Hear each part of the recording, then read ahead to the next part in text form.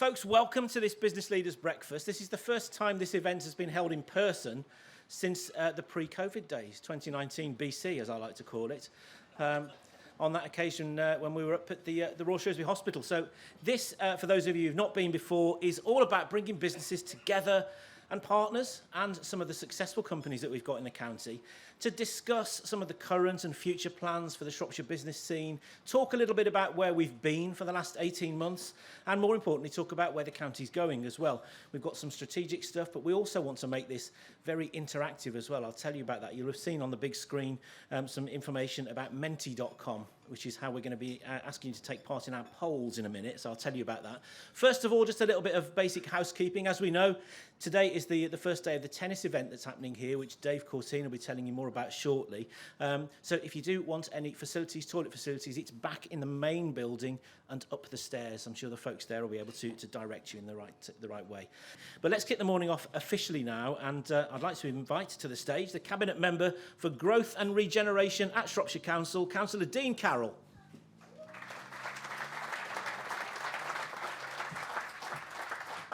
Thank you, Carl. First test of the day achieved. I didn't actually break my neck coming up onto the stage. Thank you all very much for coming this morning. It's great to see so many of you in person. Over 140 businesses registered for this morning, which is one of the, if not the best business leaders breakfast we've ever had.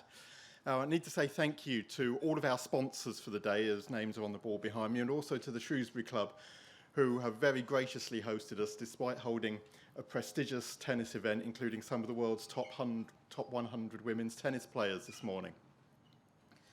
Now, you'll hear from some fascinating and fantastic speakers today. I hope you enjoyed the refreshments provided. If you have time at the end, please go and see some of the tennis. But for now, I will hand over to our Chief Executive, Andy Begling. Well, good morning. Good morning, all. Good to know that I've always got career prospects at the LTA anyway, should all things fail this morning and beyond. I've just got a couple of minutes for a few words of introduction for everybody. First of all, it is fantastic to see so many people here. I was just talking to Robert there on the table about how welcome this is for everybody to get together often for the first time for a long time. So you're all very welcome to this morning. I've been Chief Exec for best part of 3 years at Shropshire Council. I started on a rather wet Tuesday morning in February. When I say wet, what I really mean is the worst flooding for 25 years in Shropshire. None of this will be a surprise to any of you. You were all part of that. We then tumbled from the worst flooding for 25 years straight into a global pandemic, and the rest of the following 2 years was a roller coaster, to say the very least. But what we achieved as an organisation, what we demonstrated as businesses, as organisations, was just the incredible ability to shift, to morph, to change, to adapt. We as an organisation started off delivering essential food parcels. We did safe and well visits. We had vulnerable lists of adults that we needed to support.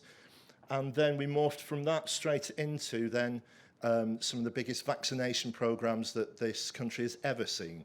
And again, we're still part of that ongoing programme. So after that sort of 2 years, I was kind of hoping we were out the other side of that, like many of you. Mr. Putin had different ideas. So unfortunately, I still don't have the opportunity to know what it's like to run Shropshire Council in a time of not global crisis. But we live in hope. So again, looking towards the future, hopefully it'll be a little bit brighter. So the last few years have been challenging for us all, individuals and as organisations. But again, important to recognise that through that period, just what we've managed through collaboration and through mutual support. I also need to recognise that there are some people and some businesses that didn't make it through the past 2 years. Some people took the opportunity to retire, to stop trading, but others took the opportunity to adapt and change fundamentally their businesses and their business model. So I do want to recognise those incredible achievements and recognise just the pace at which we managed to adapt, whether that's through the digital agenda or through our differing and changing relationships with our employees. Again, essential for success of our businesses in the future. So I'm hoping that this morning will be a chance to pause and reflect, think about those achievements, We also need to recognise that the road ahead doesn't look any less rocky than it has done over the past 12, 18 months. But, as we're going to hear from people far more informed than I am, I think we should be able to focus on the opportunities that lie ahead for us, for ourselves, for our organisations, for our employees, and for the residents of Shropshire. I'll stop now and just hope you enjoy the rest of the morning. Thank you very much.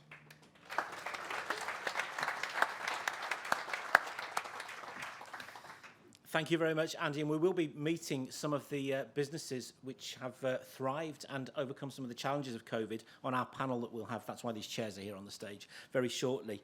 First, though, now let's welcome the man who has the giant task of keeping everything together at the Shrewsbury Club here for this tennis tournament, which starts today. In fact, starts in about an hour and a half's time. So I won't keep him too long because I'm sure he's got other things to do today. Managing Director of the Shrewsbury Club, let's welcome Dave Courtine.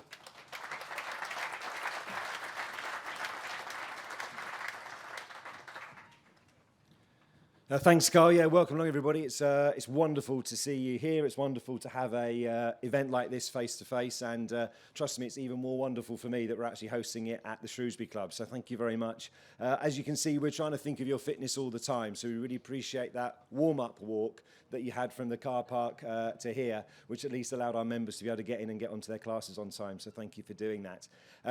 Yeah, my job really is, as I say, just to welcome you to the event, welcome you to the Shrewsbury Club. I hope you have a really successful morning.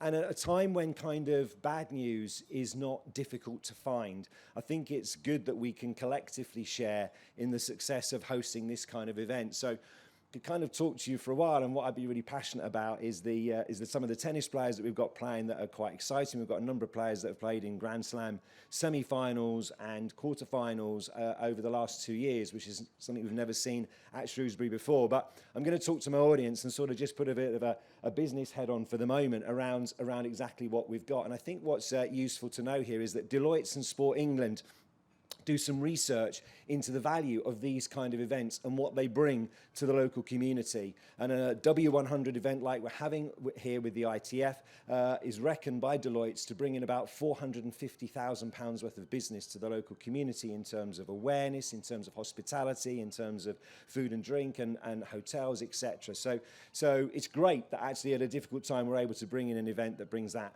amount of business in. I think it's a great opportunity for us to also shout about Shropshire and take the shush out of Shrewsbury by actually the number of people that we bring into the area, and to give you some context of the scale of this event. For those of you who are not into your tennis, you have two basic organisations, that arrange tennis. You've got the WTA for women and the ATP for men. And then what sits under that is the ITF, which is the International Tennis Federation. And this is an ITF event, so we get players that are just inside the top 50 playing here. And the ITF have a series of events, starting at a W10, which means the prize money is £10,000, through to a W100, which is £100,000 prize money, which is what they're playing here. So whoever wins this event will be going away with a purse of around £19,000. And to put that into context, through the course of the year, this year, there are 529 ITF events around the world, and there are only 14 of them that are at this level. And this is the biggest level of tennis event in the UK indoors since the 1995s, and we've managed to bring it to Shrewsbury. And the reason we've done that is because of the amount of support that we have had from local businesses and the local community, partnerships with the council, Shrewsbury Bid, Shropshire Festivals, who take all the credit for making this marquee look absolutely amazing. So it's with that, and their support is what has enabled us to secure an event of this stature. And without the support of the council and the local companies that have sponsored us, has already been mentioned up on the board behind, 34 companies have got involved, and we've raised over £60,000 to be able to contribute towards the cost of putting this event on, which, by the way, is around £350,000 in total. So my job this morning is to welcome you. Hopefully I've done that. Secondly, is to thank you. There are many of you in the room, I know, I've seen you already, who have contributed to making this event happen, and we are truly appreciative of that, and we're really quite proud that we've got the chance to bring such a prestigious event to this town. Tomorrow we have a press conference here around the Billie Jean King Cup, which happens next week, and so we've got BBC, ITV, Sunday Telegraph, The Independent, a lot of the national papers all coming out to experience Shrewsbury, stay overnight in Shrewsbury and see what a great town and place this is that hopefully gets them to talk more about it. So have a wonderful event and conference. I'm going to hand back to Carl, but I'll leave you one final invitation. So one thing, if you don't need to rush back to your offices, the first match on centre court, we've got Sonny Cartel, an up-and-coming British player who played here last November in the UK Pro League and won it. At that time, she was ranked about 1,000th in the world. She's now up to, to 220 in the world, and she's taken on a Polish player called Katarzyna Kała, and I've been practicing that all morning.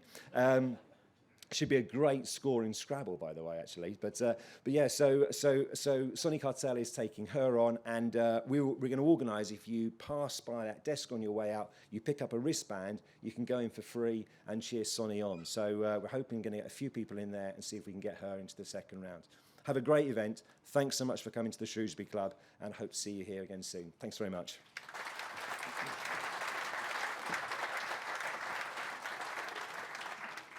Thanks, Dave. And of course, we've got the Advantage Shropshire Business event, which is here on Thursday night this week, and we're bringing our Shropshire Business Live TV cameras along to that as well. So if you want to get your 5 minutes of fame, come and find us. Right, time now to start having a look into some of the facts, the figures, the analysis about what's been happening over the past year or two. And the man to do that and talk about Shropshire's recovery from COVID is Shropshire Council's Executive Director of Place. Let's welcome Mark Barrow.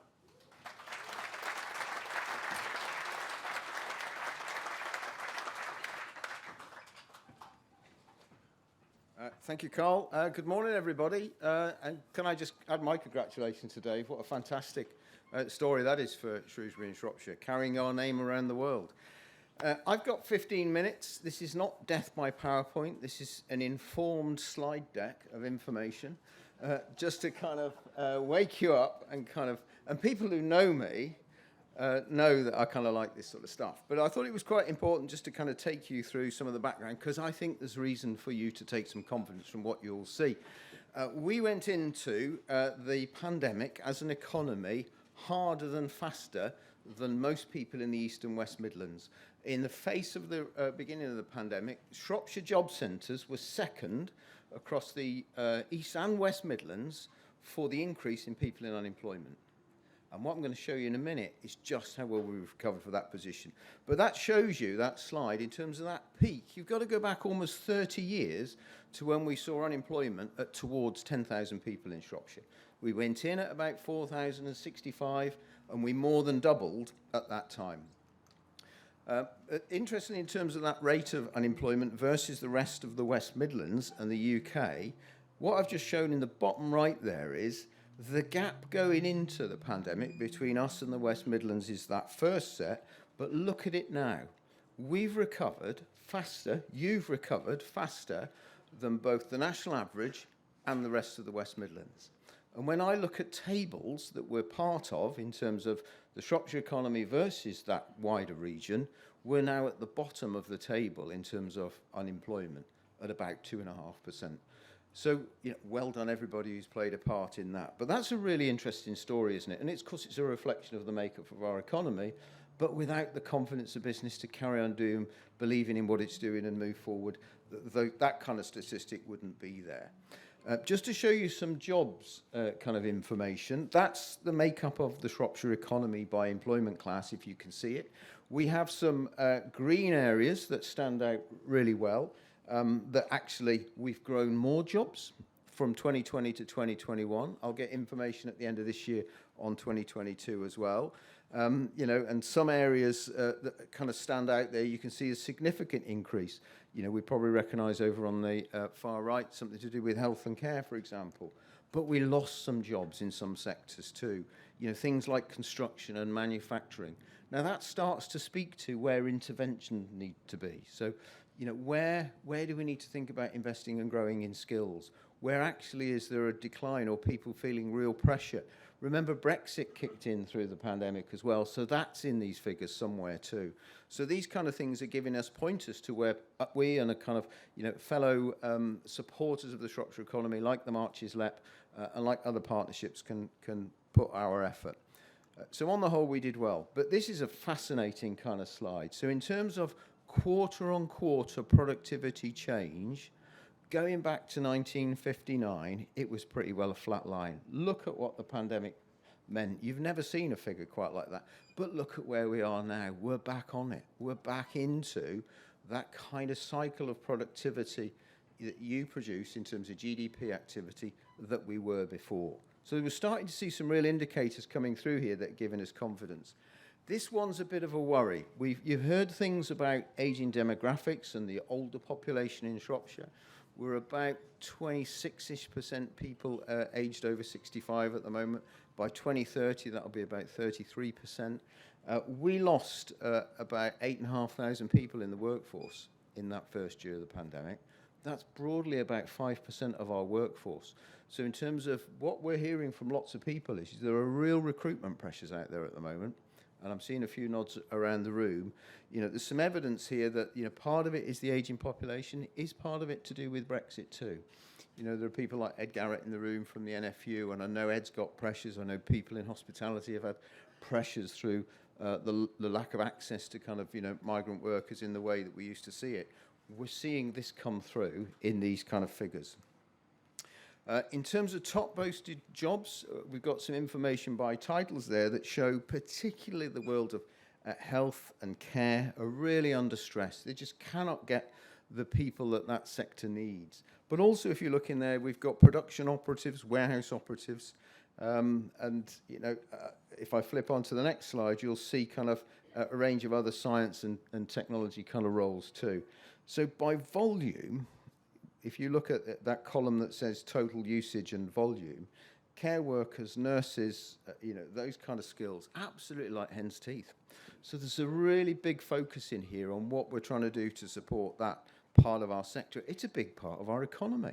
You know, we talk about care in the sense of people think about care, but actually it's a big economic kind of activity for us too. So there's an interesting kind of thing there about what can we do and how can we work with skills providers, and some of them are in the room as well, to kind of try and match that pipeline of talent to what the Shropshire economy needs. So just this is the reassurance to you that that kind of conversation is going on in the background. And we're tracking this kind of information, and you can see the sort of volumes that we're looking at.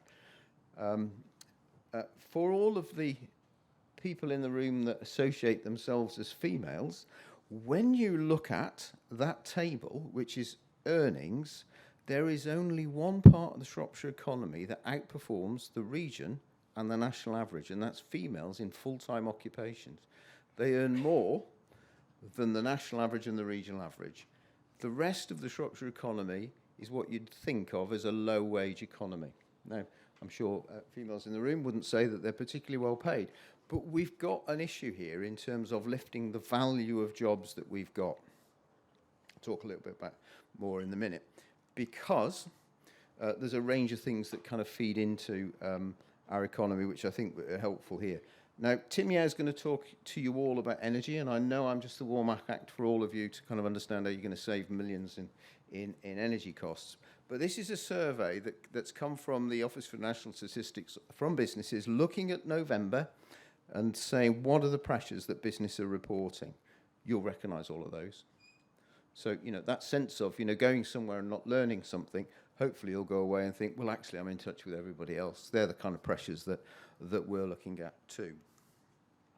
Now, a range of things also that I think are really important here in terms of information from National Statistics, you know, in terms of total job adverts from before the pandemic to where we are now, there are more adverts for jobs now than there were before we went in the pandemic. There are less people being made redundant. There are less employers considering redundancy. We are seeing an increase in company creation, and of course, voluntary insolvencies kind of follow that pattern, but we're seeing stability and we're seeing growth. Now, in the middle of all the turmoil that we've had over the last few months politically, it's really interesting to know that actually business has just been getting on with business. And I think it's important to kind of understand that actually, despite what you hear from the national media, actually, you know, UK business is moving forward. Now, you'll hear the BBC talk about 0.2% GDP growth, but actually these kind of indicators are really important because that gives us the underlying kind of trend. One of the last ones here, which just measures through CHAPS payments, debit and credit card kind of stuff. I thought, by the way, we can make all this available to you afterwards. There's only one area of kind of activity in CHAPS-related kind of activity that is below it was in pre-pandemic, and that's what you call delayable purchases. That's your carpet, your fridge, that kind of stuff. Every other source of activity in the economy is at a higher level than it was pre-pandemic. So people are spending. One of the things that we've seen, and Kevin Lockwood's here, who manages Darwin Centre, is even though we did really well through the pandemic in terms of footfall in many of our retail centres, and particularly in Shrewsbury, actually, even though we're down about 15% at the moment, Kevin, basket spend is up. So the people that are there are spending more money. So there's an interesting bit here about what does that mean in terms of kind of sentiment within the economy and how's that shift happening. It's just, I think, also important for you to know that we're looking at this kind of stuff. Coming to a close, because I'm really just trying to set a scene, this is a fascinating indicator in terms of, you know that phrase, that work is what we do, it's not a place. And that shift that the pandemic brought about to let people work more agile and work more from home. The Estates Gazette is the go-to property journal in the UK for property professionals. Its Property Insight was, and this is a lift from their magazine, that in quarters 1 and 2 in 2020, Shropshire saw the biggest increase in commercial property inquiries in the whole of the UK. Now that's a fascinating kind of thing to reflect on when you think about commercial property in Shropshire and what our market is and what it has been. And what that gives you is an insight in terms of the demand that's starting to come our way because people are recognising there's an opportunity to make the most of that, as that says, work local, shop local, quality of life type offer that we've got. So I think a lot of confidence there, we can take about where we're looking to position Shropshire in the future economy. I said I'd mention that low wage bit, and this is one of the things that's a perennial challenge for us. What that bar shows you, on the left, the black bar, is the UK national average for GDP, and the Shropshire economy is over where I've got that red arrow. That gap is about 1.6 billion per annum. So if we could get wage levels and productivity up, we're looking at an injection in our economy of well over £1 billion. So that's just an interesting kind of thought in terms of what sectors do we want to see grow, and how can we encourage them? How do we help business kind of grow its market penetration, its value, and all the rest of it? Because better paid jobs make such a difference to everything else that we're trying to do collectively as a society. So in that, we've kind of got a series of priorities within Shropshire Council, a range of healthies that are part of our new Shropshire plan. Healthy economy is one of the key ones. Those of you that remember the Bill Clinton campaign motto, it's the economy stupid. If you you give people money to afford decent housing, they put decent food on their plates, it takes away so many of those other social pressures that we've got. So we kind of get that systematic impact that the economy has. And we'll talk about it later, and Hayley Owen's going to talk about this. This is all feeding into the new Shropshire economic growth strategy that we're looking to bring forward. That's me. Thank you very much.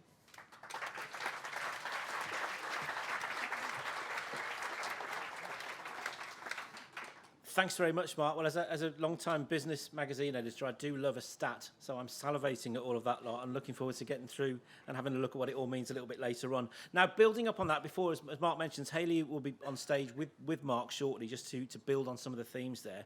But we thought it'd be quite nice to speak to some of the businesses who have benefited from some of these financial support which has been available during COVID, particularly the ARG fund, the Additional Restrictions Grant, which has been helping a wide variety of different kinds of businesses to get through the challenges of the last couple of years.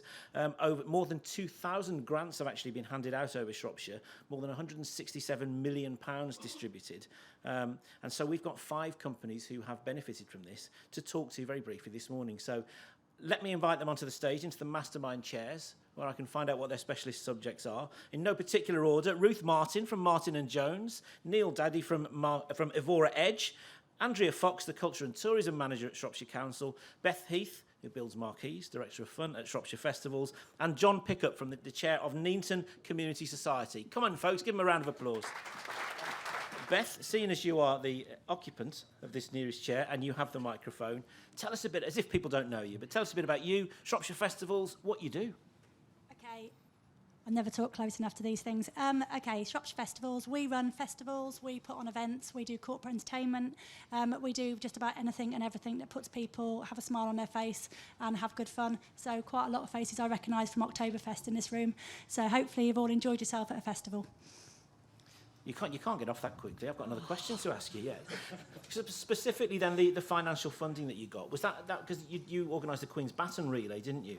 And was the ARG package specifically for that, or was it other things too?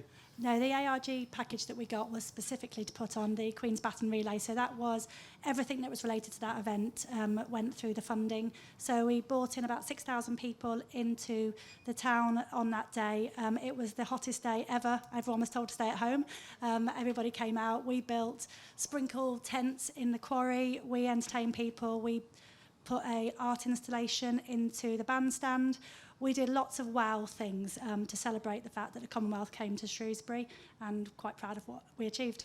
And how important was the funding to actually help you do what you needed to do then? We wouldn't have done it without it. So the event would have been a much smaller project, I guess, that Shropshire Council would have delivered. And to be able to have the funding, it just enabled lots of community groups to come together. We brought sporting groups into the quarry to show what they did. And there just simply wouldn't have been a festival without it.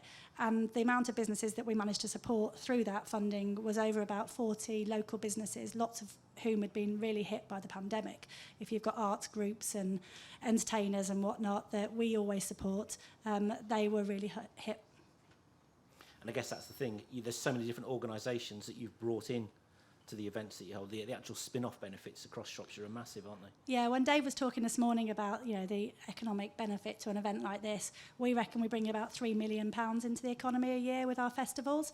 We bring about 90,000 people into the into Shropshire doing what we do. And so to be able to have the Commonwealth Games come in, that's a huge coup for the county. And we wanted to better show what Shropshire is all about and what Shrewsbury was about at that point. So we wouldn't have been able to do it without the ARG funding. I'll let you off the hook now. You can pass the microphone on. But congratulations on your national award, by the way, that we saw in the media last week. So proving that what you're doing is making a real difference. Absolutely.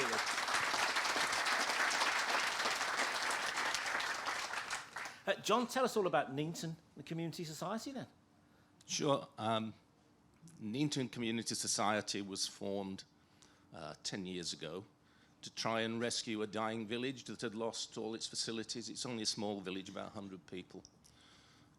So we formed a community benefit society, which is a legal form of organisation that allows communities to run businesses for the benefit of the community rather than for the benefit of shareholders and investors. And we did this by managing to acquire and restore the Pheasant Inn, which was the only available building in the village, from dereliction. And we've now turned it into one of, I think, the leading dining pubs in Shropshire. If you haven't been there, that's a shame, and you really ought to remedy that as quickly as possible. I thought you were going to go as far as to give directions then. It's just you go to Bridge North, you turn left, and it's about 7 or 8 miles down there, isn't it? Is that right? You turn right, actually. Oh, okay, great. Depends which way you're coming, doesn't it? So, but yeah, I mean, so the grant specifically allowed you to do what? I mean, expand your kitchen facilities and all sorts of things, didn't it? Yeah. When COVID hit and we'd shaken ourselves down, we decided that we needed to make sure we came out as strong as possible. We thought being community-owned, which means you have sympathetic backers rather than hard-nosed banks.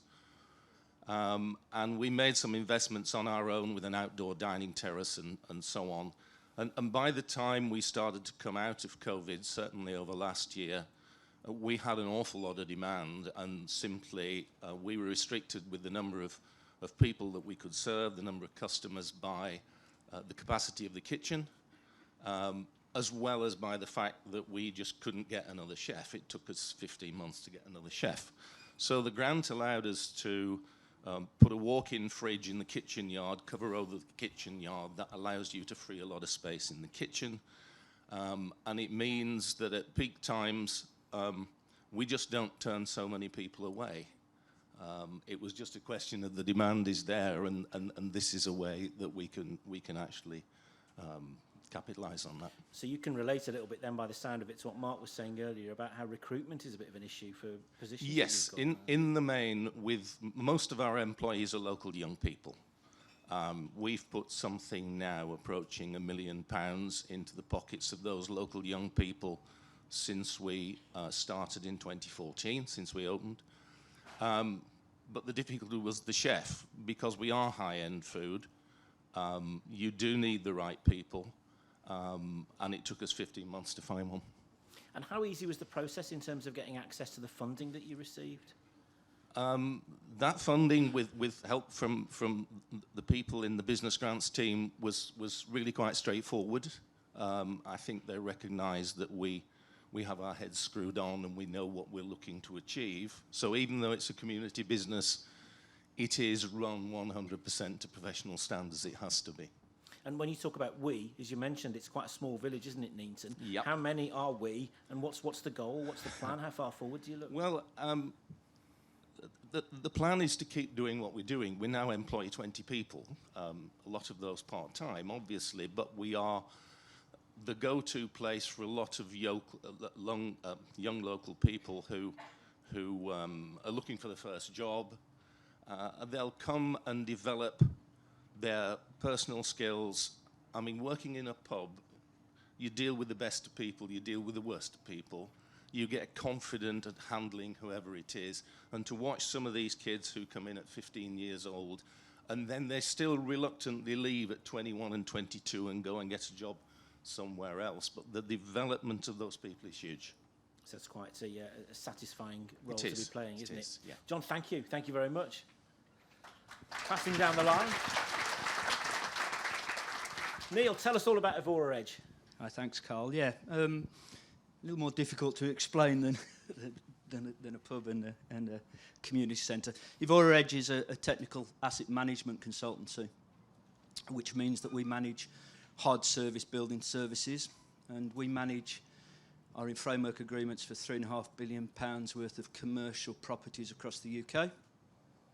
And in doing that, our consultancy is focused primarily on sustainability and net zero carbon pathways.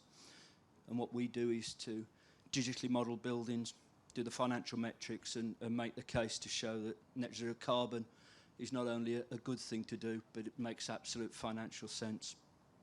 So our business works on that, and then we develop that sustainability, the words on the paper, the things in the boardroom, into the hard engineering that is required to transform a building from its current position to a net zero carbon building.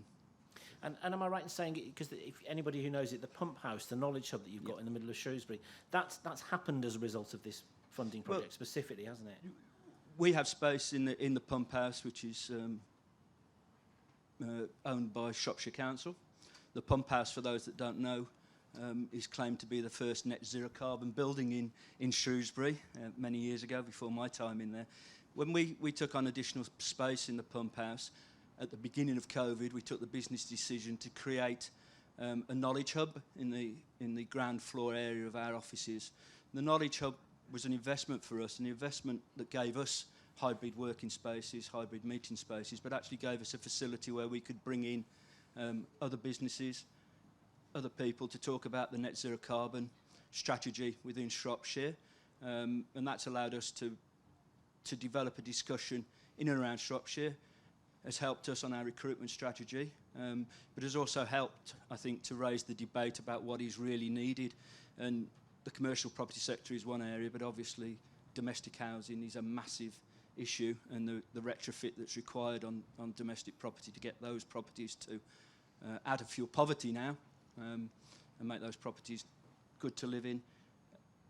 We've brought that debate to life, I think, through the workshops that we have delivered, and we had funding through the ARG to run a series of 6 workshops. Those workshops were focused around various areas, all related to sustainability and net zero carbon. So what kind of delegates are you getting for those workshops? Are they all Shropshire based? Or? Largely Shropshire based, I would think 90% Shropshire based businesses that are either interested in that area of sustainability, or are looking to find a route into that area. So builders, for instance, that are looking at the retrofit marketplace. How do we get into the retrofit marketplace? Where do we get the skill sets that we need to deliver net zero carbon? And where do you feel that is on people's agenda at the moment? Because we've got COP27 coming up soon, haven't we? So it moves up the agenda. But is there still a concern that people don't have the available cash to invest in these kind of things? Or I think there's obviously now a huge awareness, and I don't think anybody could deny that there's an awareness in every house about climate change. And now there's a massive awareness about their energy costs. So exactly the same philosophy around commercial buildings. It's not only becoming a good thing to do, but it's becoming economic sense to reduce your energy consumption. The challenge of capital expenditure, capital investment required to make those transitions is another issue. For another day, I guess, isn't it? Yeah. Neil, thank you. Thank you very much.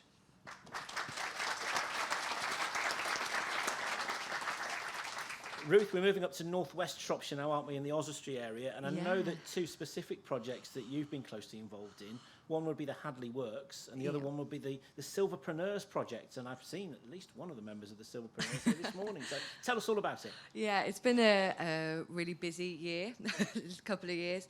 So starting off really with Hadley Works. So this is a new co-working space that we have in Shropshire as part of kind of a wider Shropshire series of co-working spaces.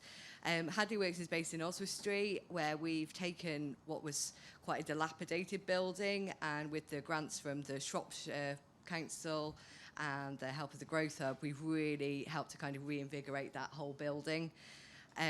We've got members who come in who kind of are there regularly, so we're really starting to build that community behind it.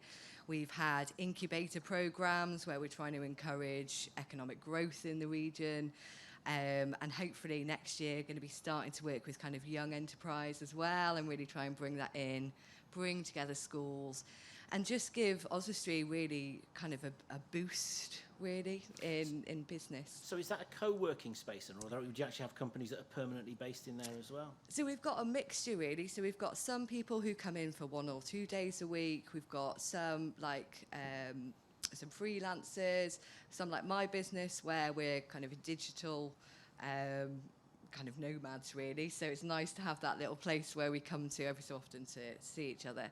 And then we have got a couple of businesses who've got permanent residents there as well, which is fantastic for kind of the future of this centre as well. There's also a good camaraderie and spirit, I know, because I've been in there. So. Oh yeah, so there's always coffee on, always some donuts. Yeah, it's a good space. Lots of ideas sharing. We've just started doing socials as well, so kind of those freelancers who miss out on that office, you know, Friday, they come along and they do that. So tell me about Silverpreneurs then. Do they have coffee and donuts as well? I think everywhere I go we have coffee and donuts, so it just follows me. So Silverpreneurs, founded by Vernon Hogg and Chris Goff, who's hiding in the corner over there. They were just about to launch before the pandemic. Literally, they got everything signed off and then it kind of went. But again, with the grants from the council and the Growth Hub, they've managed to reach out to people exactly when they need it. So just explain the concept behind Silverpreneurs then. So Silverpreneurs is business support specifically for the over 50s. And I think listening to that presentation that we had earlier really shows how important it is that we're looking at this demographic with more returnships happening and people just really feeling kind of maybe pushed out of work. So they're coming in and they're starting up and scaling up and doing great. So through your work now then, you're interacting with a lot of different kinds of businesses from different sectors, aren't you? How do you feel people are feeling at the moment? Do you know what? I think people are really positive. I think there's a lot of people are worried, but this isn't the first time we've been through, hard economic times. We've made it through the pandemic. We've made it through, the crash in 2008.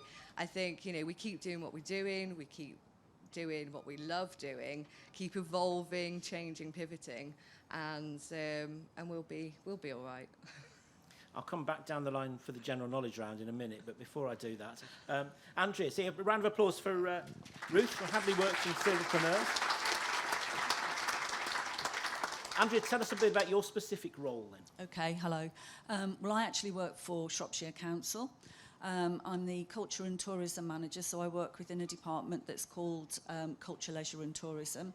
And the work that we did and had the great benefit of receiving the funding for was to develop a programme of support initiatives to help the visitor economy and Shropshire businesses working within the visitor economy during and after the pandemic period.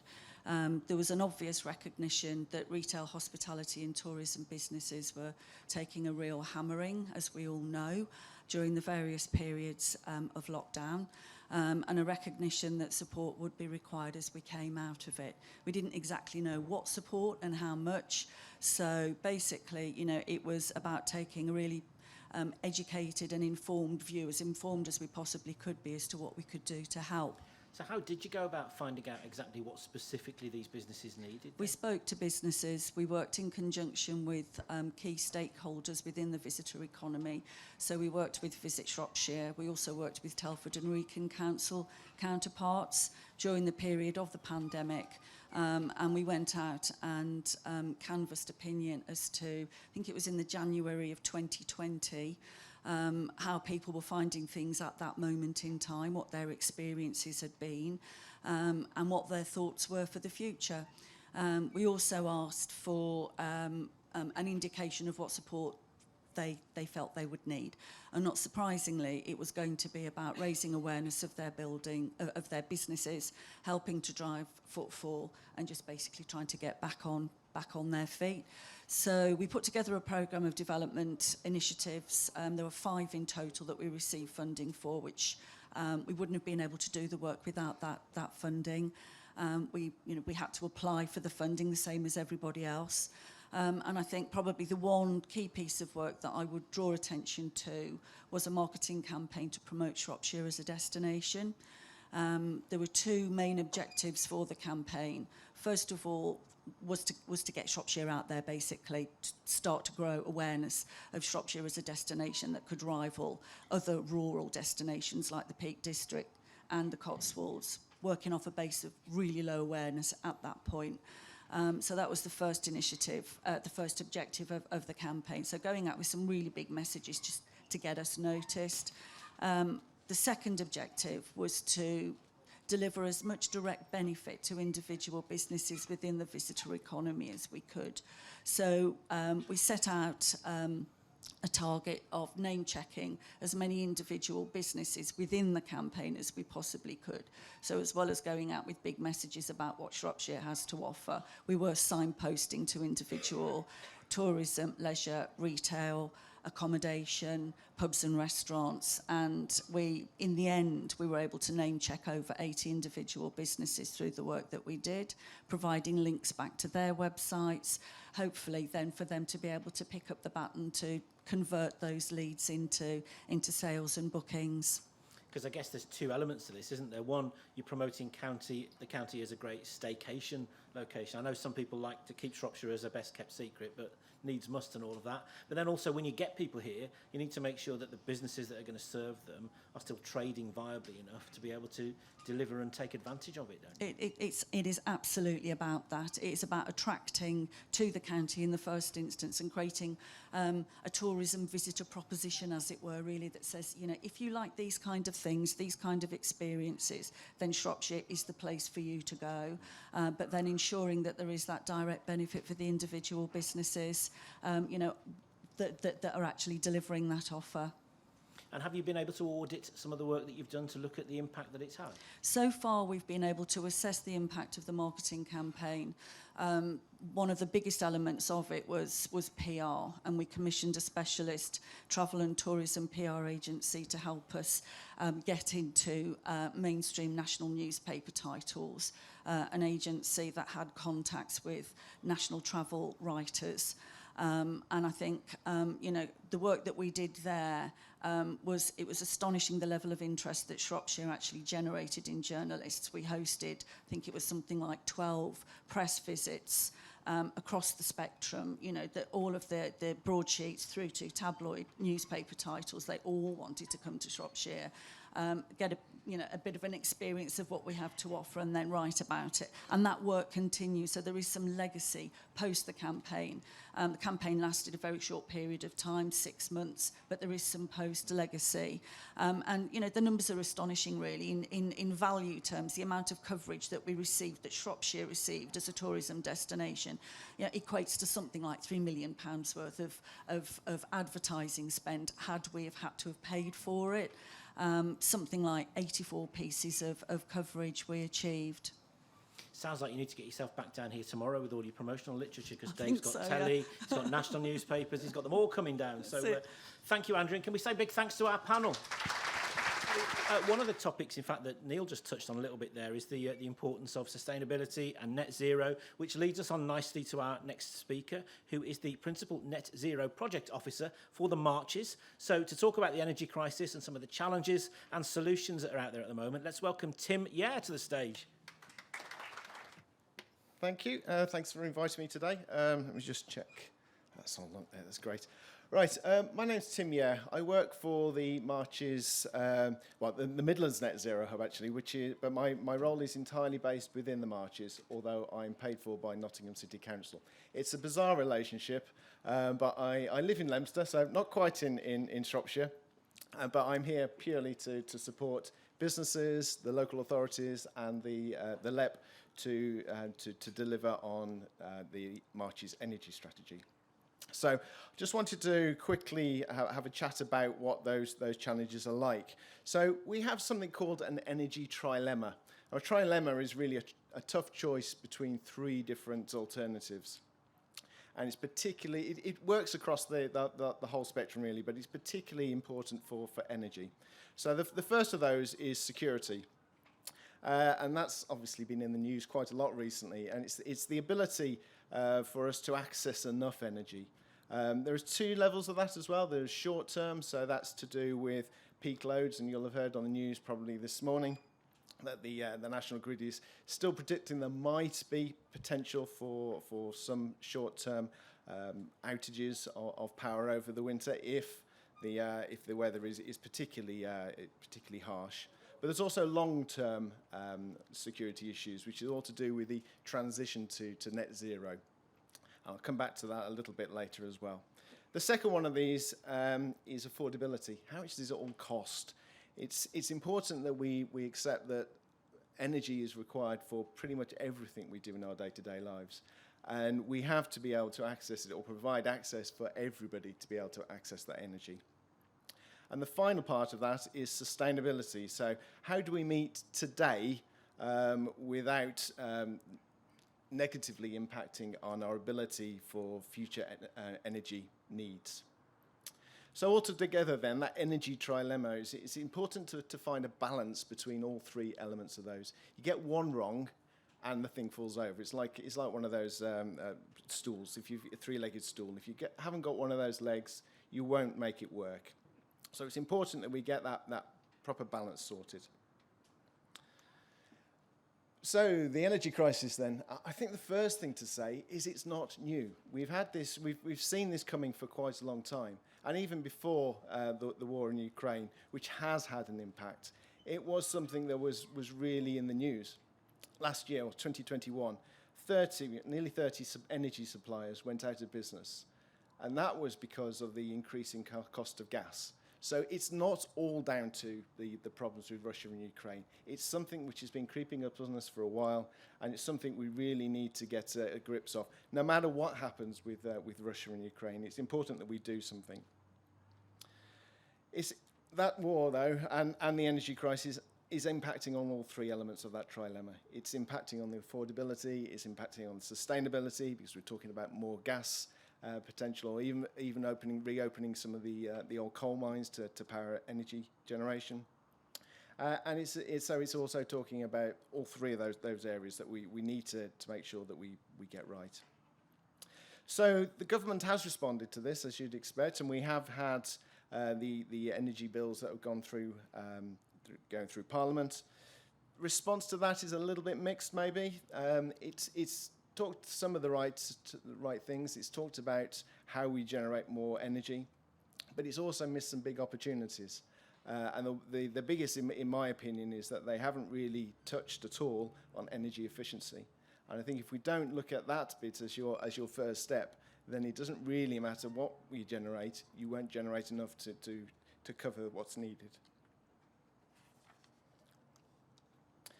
So what can we do in the marches? Well, the approach is the same really as in any sort of business or corporate saving decision, is that you've got to really think about how to maximise the savings, and the best way of doing that is to use the cheapest energy, and that is what you don't use. Again, coming back to energy efficiency, if you're not using the energy, you're not paying for it. So how could you do that? Well, measuring it is going to have to be the first critical step in that. You can't manage what you don't measure is another age-old saying, and it is so true with energy. If you don't know where you're using energy, you don't know where you're wasting energy, you can't possibly look to save that energy. So the best way of doing that is to conduct an energy audit. You need to find out everything you can about your energy usage within your businesses. The second thing is to then sort of look at evaluating the contracts you've got, perhaps. Everything has energy, as I say, it's a key part of everything that we do. So we need to make sure that we're looking all the way through your supply chain as to where the energy is and the carbon is therefore embedded within that. So you need to talk to your suppliers about this. It's not just your own issues, it's all the way down your supply chain. You need to talk to the suppliers about how the energy impacts on your work. So what solutions could there be? Unfortunately, there is no golden bullet, no silver bullet even. There is often the temptation to think all we need to do is put some PV panels on the roof and it will all be sorted. Not necessarily. It doesn't necessarily work like that. And there are a lot of other ways that we could perhaps look at doing things first. And that will come out in your energy audit. That will highlight some of the things that are important to do. So you could look at some of the dumb technologies first, before you even look at some of the smart technologies. Dumb technologies such as making sure doors are shut, making sure people are turning lights off, making sure that your fans are keeping air in the right parts of the building, rather than letting all the hot air rise to the top of the buildings. Then you can start perhaps looking at some of the smart technologies. There are lots of potential opportunities coming online now with smart technology and the Internet of Things. It gives you all sorts of opportunities to look at microgrids, look at how you actually move energy around in a local area. One of the major problems we have in the marches is our energy grid, the electricity grid, is particularly badly constrained. We can't just put loads of solar farms, even if we wanted to, out there, because the electricity grid would not take it. So we need to think about how we use that energy locally. So we need to match the demand and the generation locally. And we can do that using smart technology, and we can do that using microgrids. And that's how you actually end up matching that demand with generation. So you look at renewables once you know how much you're going to need and where you're going to need it best. But it is such an important part of our economy to get right. I'm just going to hark back a little bit to what was said earlier about some statistics, because they're actually quite important to actually get an understanding of the importance of this sector to the economy. The Midlands Net Zero Hub did a survey, a piece of work last year, and we've actually worked out that in Shropshire, the sales of low-carbon environmental goods and services amounts to some £743 million per annum. That was actually from before the pandemic, but I don't see any reason why that would have changed particularly. 250 companies are involved in low-carbon goods and environmental services in Shropshire, and that employs 6,000 people. So it's a significant part of the Shropshire economy. But there are still some identified gaps within that. There are a lot of potential jobs and opportunities still across the board, from engineers all the way through to office managers, to production designers. All sorts of jobs and opportunities exist. So that was. I wasn't going to talk about the low carbon environmental goods and services too much, because that's a different talk. But there's loads of data and lots of really interesting things and opportunities for training that's needed as well. Because in order to fill any gaps that we've got, we need to train people. So one of the things that the LEP is keen to do is see how we can support businesses in the region. And we've recently run a competition, a call. We put a £4 million call out for companies or organisations to come forward with projects that the LEP could fund.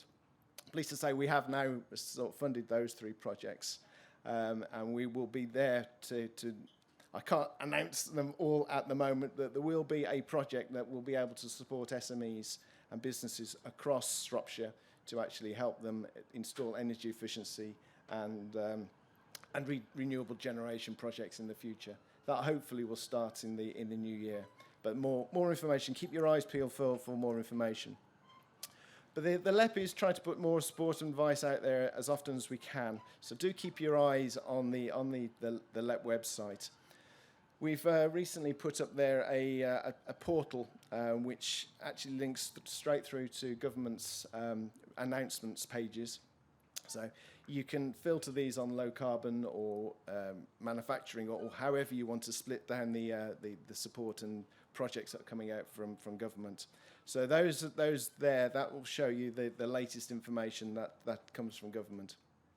But if there are any questions or support that you feel the LEP can provide you, or the local authorities can provide you with, then do get in touch, either with myself at the LEP or my email address, which will be on these slides that you'll see later, or pick up the phone, or however you want to get in touch, or through the growth hubs. We're all there to try and push this agenda forward. It is one of the big areas that we know that a lot of businesses are struggling with. As I say, there is no silver bullet at the moment, but we hope that with working with you, we'll be able to provide some silver, well, maybe not the entire silver bullet, but lots of little bits that will help you get over this energy crisis.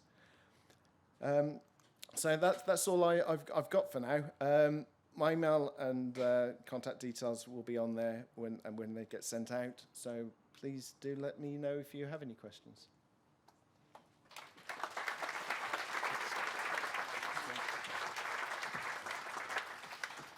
Thanks, Tim. They always say leave people wanting more. So having teased the financial support that's coming in the new year, I think you've definitely done that. Although we probably have to tighten up our passport controls at the door if we've got somebody who lives in Herefordshire and is funded by Nottinghamshire. I'm not sure how that's been allowed, but you are very welcome, of course. Right, now we're going to just take a look forward. We've talked very much over the last hour or so about some of the things that have happened over the last couple of years and how it's impacted on business. This next section is all about finding out what the future holds for Shropshire. And to tell us a bit about that, we're going to welcome back Mark Barrow, and he's going to be joined this time by Shropshire Council's Growth and Programme Manager, Hayley Owen. Now, this is the time where we're going to need you to do a bit of work on menti.com shortly, so make sure you've got your mobiles to hand because they've got a few polls to throw at you. But please welcome Mark and Hayley to the stage.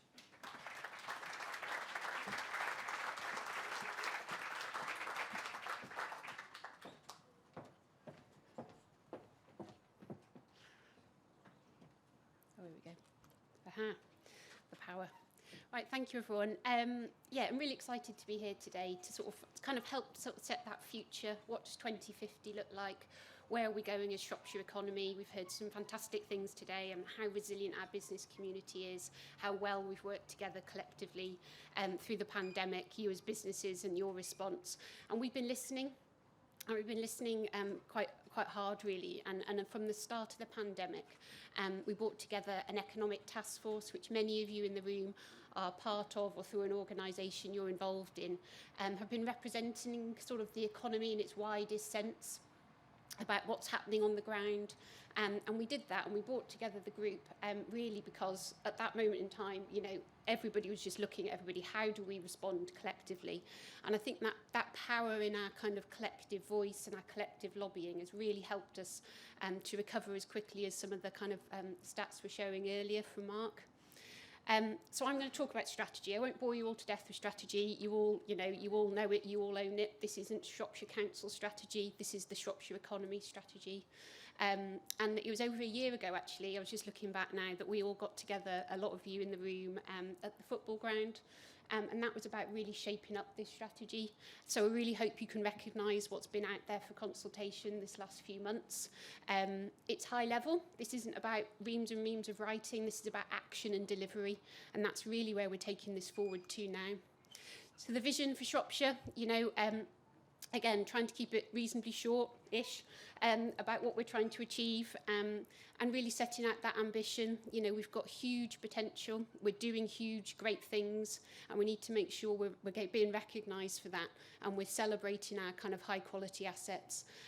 But we're co-creating that. And I know that's a term that's used quite readily, but actually it's genuine, and it's about, we can't deliver this as Shropshire Council. We deliver this in our partnership, and I think the way we're taking this forward to ensure that we're accountable, we're collectively accountable for taking this, and we have that real kind of inclusive economy, one that we kind of, make sure we are getting nationally recognised today, that the being on the map, we're all shouting about it, and I kind of get a bit fed up of that phrase, we're hiding under a bushel. I think we just need to stop talking about that. We just need to stop saying that. We just need to get on with it, because we talk a lot about, Shropshire, we don't want to shout. We just need to be doing it, and you are doing it as businesses, and we need to sort of just get rid of that narrative and just kind of get on with delivering that healthy and resilient economy. So there's some things under there about KPIs. These are our targets about delivering more jobs, delivering more homes. You'd expect to see them. But what's really important when we're taking this forward now is about those softer metrics that we kind of need to make sure we collect, all that good work that's going on in the kind of quantitative space around our economy, and making sure we're really gathering that data in an effective way. So I'll talk to you a little bit about that in a moment. So this is kind of the sort of kind of key themes around the delivery of our strategy. So we're talking about some sort of targeted activities and interventions across 3 key themes around supporting local businesses, supporting strategic locations, and our employment and skills agenda. So things you recognise, our economy hasn't completely turned on its head in the last 2 years. There's still all the kind of key things you'd expect us to be saying. But actually, the narrative and the elements underneath those have adapted and changed. And the feedback we've had through the task force has been really about the resilience and the reactiveness and the way we need to respond going forward. And it's been really interesting actually hearing sort of monthly from the task force and partners about the fact that even now, when we went out with the strategy and sort of asked people, what do you think about that? Listening to Tim, the energy crisis, that's happening. It's not waiting 5 years for us to go, well, there was an energy crisis. How do we reflect that in our strategy? We're picking that up and we're getting on with it now. We're listening to you. We're adapting programmes, things that are coming down from government that we'll talk about shortly around funding opportunities. We need to have that response in our collective working. And I think that really important through the governance and the strategy and the monitoring that we're taking forward. That will enable us to kind of react in a much more flexible way to ensure that we're kind of putting the right programmes in place, we're targeting, we're lobbying effectively, and we're ensuring Shropshire's getting its fair share. So the Economic Task Force has been up and running for the last 2 years. We're taking that forward now, working with the Business Board as well, and we're sort of turning that into a Shropshire Economic Partnership. And the real importance of that for us is around collective ownership of our strategy, our Shropshire economic strategy, how that fits into our Shropshire plan for a healthy economy, as Mark and Andy have spoken about, but also how you can see and you can challenge and hold everyone, is accountable for delivering this for the Shropshire economy. So we're going to put that into place with the right partners around the table. Many of you in the room will be involved in that. There's subgroups that are going to sit under that around some of the funding, some of those key streams, because, we need to be doing this to get the best value for our communities, for our people, for our businesses. We need that structure in place. And I think that's going to be really important when it comes to kind of seeing how we're performing, to enable us to change our path, to adapt, to make sure we're hitting those ambitions and targets. So we're talking about delivering our sort of mission statements, providing we've got the right tools and support in place for our businesses, our growth hub, continuing that brilliant work that's going on out there on the ground, and making sure we're putting in the right support that Tim's talking about for kind of enabling businesses to adapt for the energy crisis, zero carbon. championing the wider infrastructure. Shropshire's a big place, as we know. Infrastructure is a thing we need to help unlock some of our potential. Infrastructure is really expensive, even more expensive at the moment, as you will know. And we've got to ensure that we can get the right energy, the right roads, the right broadband, all of these things into our kind of key locations. So getting that infrastructure right is really important. It's the biggest thing we need to get for our county, and that's our key agenda in our lobbying up to government at the moment. And getting the right workforce, recruiting, I'm not preaching to you guys, that's really, really, really challenging. The skills mapping that needs to go against that. We heard an awful lot about that, about getting people upskilled into the right jobs, being able to adapt, retrofitting, an example used all the time. Loads of bricklayers, can't get enough people to retrofit homes into the right things that Tim's talking about in terms of energy efficiency. How do we meet those skills gaps and needs? Got Joe in the room, who's our employment and skills advisor, so please catch up with Joe and the team as well. That's something we're really kind of working hard on as a council at the moment. So that's kind of like, we're doing stuff, we're getting on with the delivery. From a strategy perspective, we've done a lot of listening and we're very grateful for all the feedback. We're putting that together into a high-level action plan to take forward now collectively through this delivery with you as a partnership and really to move us forward. So these are our key values, your key values. This is what we said, is about resilience. It is about sustainability in its widest sense. So, sustainability, everyone talks about sustainability. What do we mean? What does the green economy mean for Shropshire? Question mark. We need to really shape that together. But we need to make sure, we're not just doing enough. We need to be doing more. So that's a real challenge. Inclusivity, making our county more prosperous, as Mark said, a better economy means better for everything else. People can pay for things, people can support their children, can support themselves into jobs. That all circular economy, it's been around forever, but we really need to get back to some of that.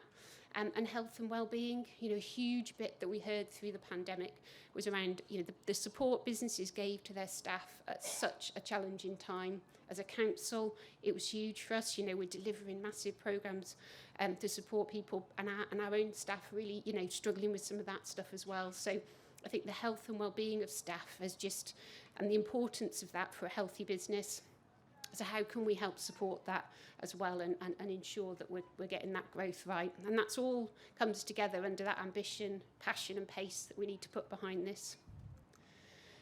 So I'll kind of stop going on a little bit and kind of get to the good stuff that hopefully is quite exciting for Shropshire, is around our levelling up. So as many of you will know, we've put in 4 bids for levelling up monies, £104 million potential there across our county.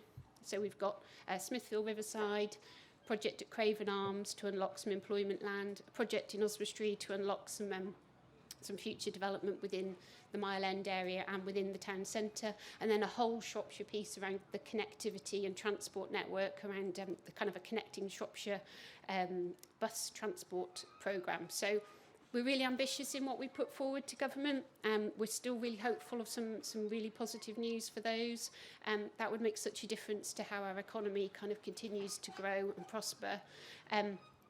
Some real stuff that we definitely know we've got around our shared prosperity. So I'm sure many of you in conversations with either Matt or Gary or myself around what that money is looking for Shropshire. So we've got an allocation of just over 12 million, plus another 2.6 million for rural elements. So these are things that you'll have known from EU days, ERDF, ESF monies, around people skills and development, supporting local business, community place and investment. So some really exciting stuff there. We've put in our investment plan with your support to shape that under those key themes. We're looking to get that feedback from government now so we can get on with kind of getting those programmes rolled out, so we don't lose some momentum on some things we've already really good at doing, but also the opportunity for some really innovative and new projects to come forward to really support kind of our economy going forward. Really important that you'll all know, but this is quite a short window we've got for this first lot of funding, so it's really important that we show how well we can deliver this money to enable us to be in a good position to get further funding if and when the next lot comes out from government in 2.5 years' time. So I think that's really, we've got a lot to do in a couple of years, but we don't want to kind of lose the opportunity to create some new programmes as well going forward, so that we've got them ready to put in for new funding post this allocation. So quite an exciting time.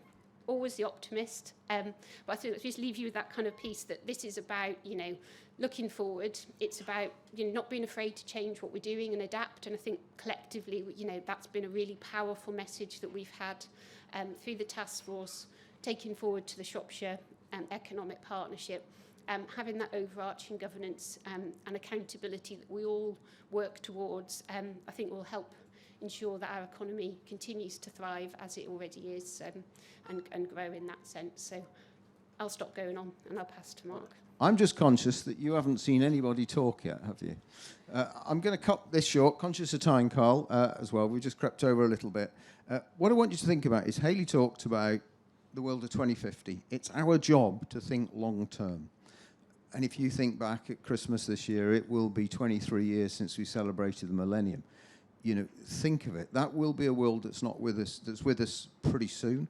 A child born today will be a graduate in 2045. If we start to think about the planning horizons. So just give you some thoughts here in terms of why we think it's really important to kind of plan strategic infrastructure. So by 2050, we'll have built something like 40,000 more homes in Shropshire. We've got about 150,000 at the moment.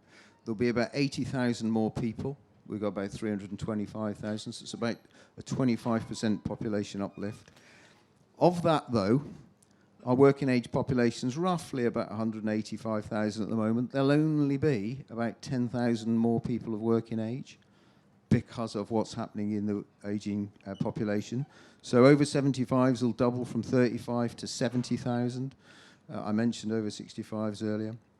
So all the research that's being done around Bank of England, OECD, everybody is saying that by 2040 to 50, 47% of all jobs will be fundamentally different because of automation.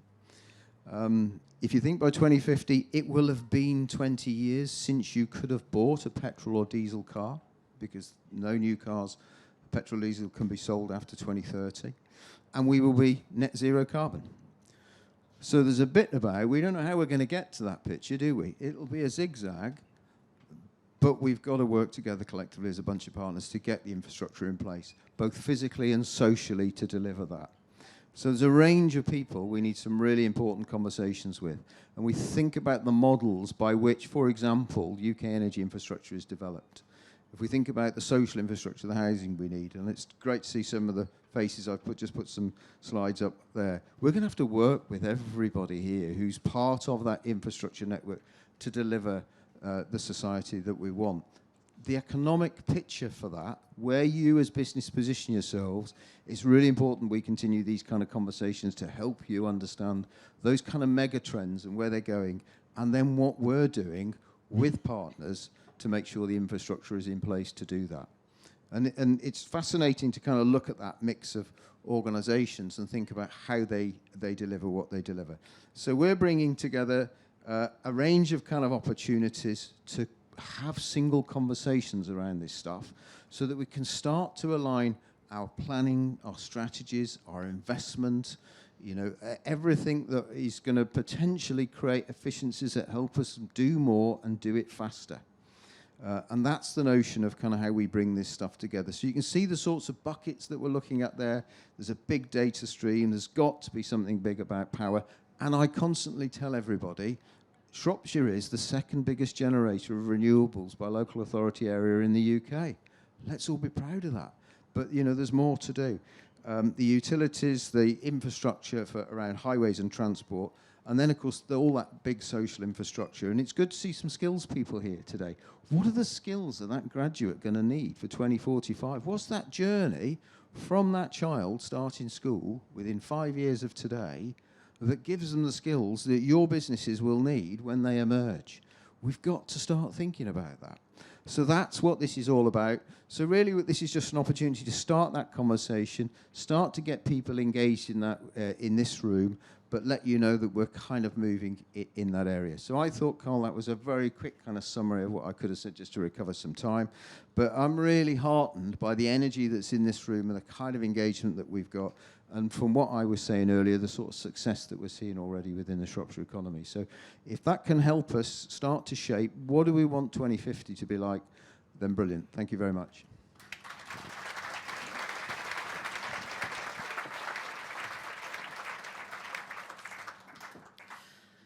Okay, then. We did have some Menti questions, but we'll maybe save them for another day. But to round things up then, I'd like to invite the leader of Shropshire Council, Leslie Picton, to the stage just to sum up and give us an opportunity to digest some of the things that we've heard. So, Leslie, over to you.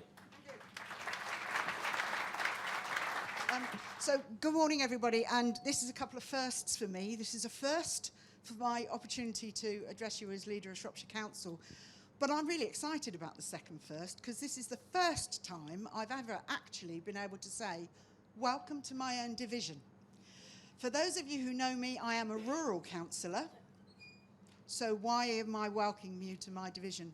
Well, would you believe that the Shrewsbury Club is actually in the division of Parish Council division of Uffington. So I have the Shrewsbury Club and that little housing development and Pimley Manor. It's a weird place. No wonder we're doing a boundary review. When I came in this morning, it was absolutely brilliant to hear the chatter and just that real, oh, we're all back together again. Because these events for me are so important because they're an opportunity for us to get together, to learn from each other, and perhaps more importantly, support each other. So I've been making a few notes because I've heard a lot of things today. I've heard that Shropshire businesses are absolutely resilient. I've heard Shropshire businesses are really innovative. And Shropshire bounced back from the COVID pandemic probably quicker than most other towns and cities in the UK. And I've also heard a lot about positives that came out, those opportunities that came out from the pandemic. I've heard confidence from businesses, and Hayley, I so agree with you. We need to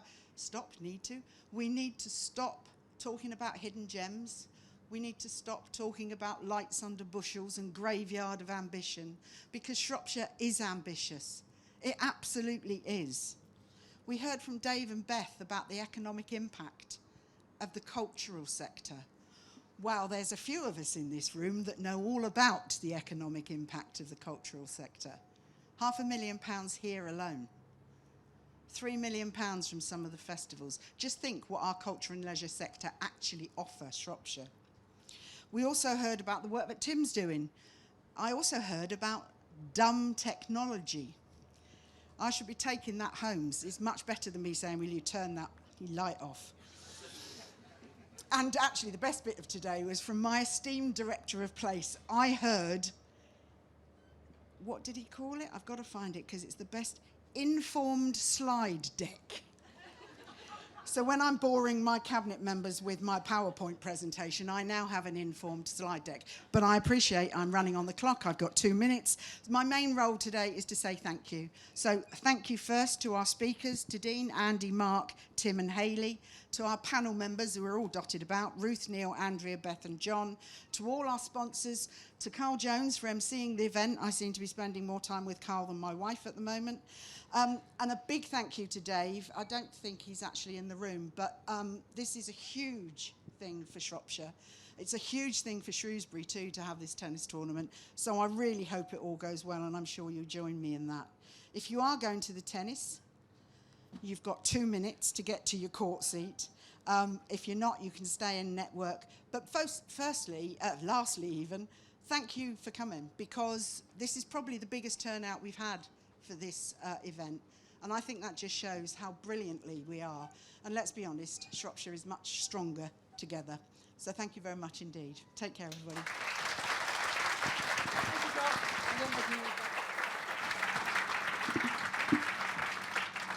Thanks very much, Leslie. Well, yeah, we've got all sorts of technology waiting for you, Menti polls, but I'm afraid nothing can hold up a tennis match. So it just remains for me to say now, it's game, set and match, folks. Thank you for coming. If anybody does want to go, thank you very much. I've been saving that one up all morning. If anybody does want to go onto the tennis courts, remember, pick up your wristband on the right-hand side on your way through the door. And on behalf of everybody, thank you very much. Enjoy the rest of your day.